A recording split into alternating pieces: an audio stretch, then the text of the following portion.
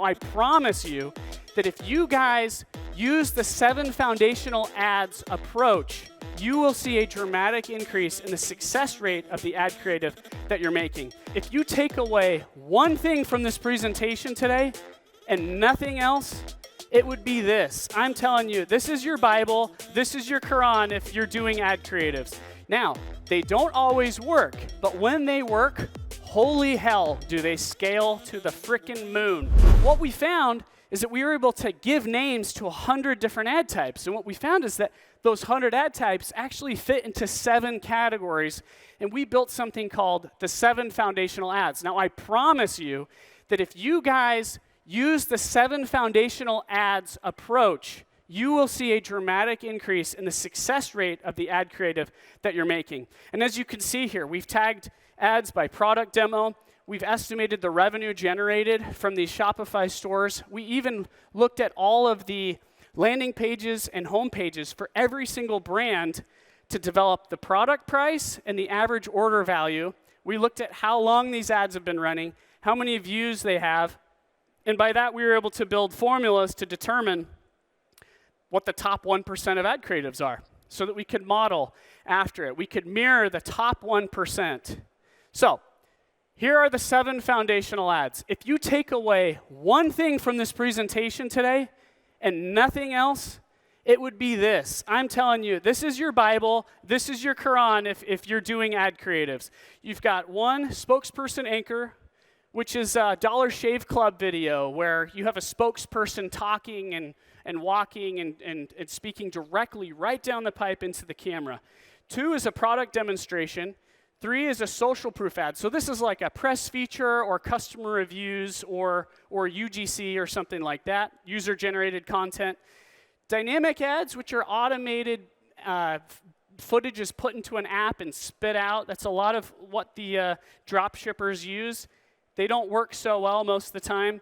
5 is a case study, so that's a before and after comparison. That's a side-by-side comparison. That might be some kind of empirical scientific case study done by an independent research lab. 6 is lifestyle. I think all of you know what lifestyle ads are. And 7, unboxing. Now, we have something that we do at Chamber.Media that we've done more of than anybody in the world. And we call it the everything ad. Sometimes it's 30 seconds long, sometimes it's 5 minutes long. And what we do is we'll make an ad that has every single one of these 7 foundational ads all in the same thing. And the Dollar Shave Club ad that came out about 10 years ago was one of the first times that marketers had done this, where they had included every single type of ad in one ad. Now, they don't always work, but when they work, holy hell, do they scale to the frickin' moon. So let's go ahead and get into some of the data that we have actually pulled from the brain. For the electronics industry, we have found that there is a 20% higher likelihood of success with the spokesperson anchor video, a 17% with social proof, 15% higher chance with product demo, but we've seen that dynamic ads and lifestyle ads have a lower chance of working when it comes to electronics. What about cars? Should we do high production, expensive videos, or should we do just raw customer videos? Well, what we found with cars is that raw cuts actually do a little bit better. It turns out people are a little skeptical about car commercials. What about jewelry? Should you send users to a home page or to a product landing page?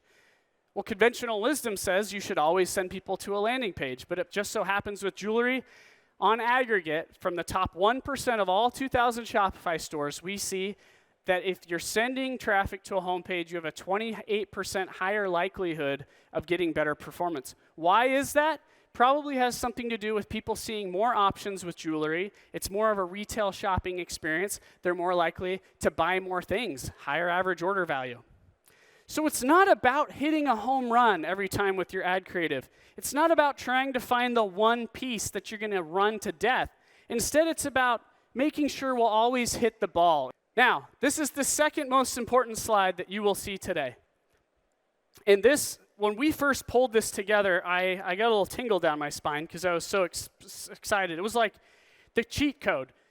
We so often get brands coming to us and saying, well, how do you know what type of ad creatives to make for us? we're in electronics, or we're in food and drink, or we're in women's clothing. And that's when a light went off and we started thinking, maybe different ad types work in different industries. And this ad types approach I would highly recommend, is a really good way of thinking about your ad creative.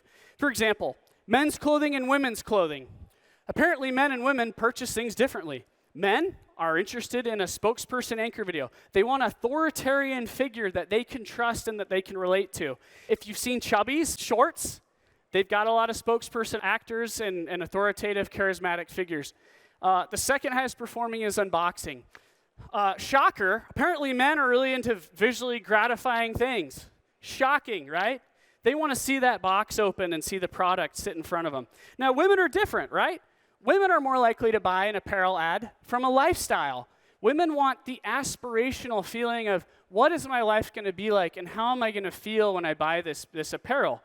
And the second highest performing is a case study, which means women are somewhat skeptical of apparel and of clothing and the quality of the fabrics. Because let's be honest, there's a lot of low quality apparel out there. So a case study is really important. Now, if you or a family member have run ads with mismatched ad types, you might be entitled to monetary compensation. Now, that's what the ad doctor would have said. Luckily, the agency world is a little more trustworthy. And I'm just saying, guys, running mismatched ads to your industry is a really quick way to waste money. Now, another really interesting thing we found from the brain study is the ideal video length for each ad type. We've realized that dynamic ads can be very short. We found that unboxing ads can be 30 seconds long. Case studies can be 44 seconds long. Product demos, 25%. What we have found is that the more information that you're putting into this ad type, the longer the ad can be. But if it's a product demonstration, it doesn't need to be very long. There's not a whole lot to explain. But we've seen spokesperson ads perform well at 1.5 minutes. Now, that's not always true. Sometimes we have to take our big spokesperson anchor videos and we have to trim them down to 30 seconds or 60 seconds.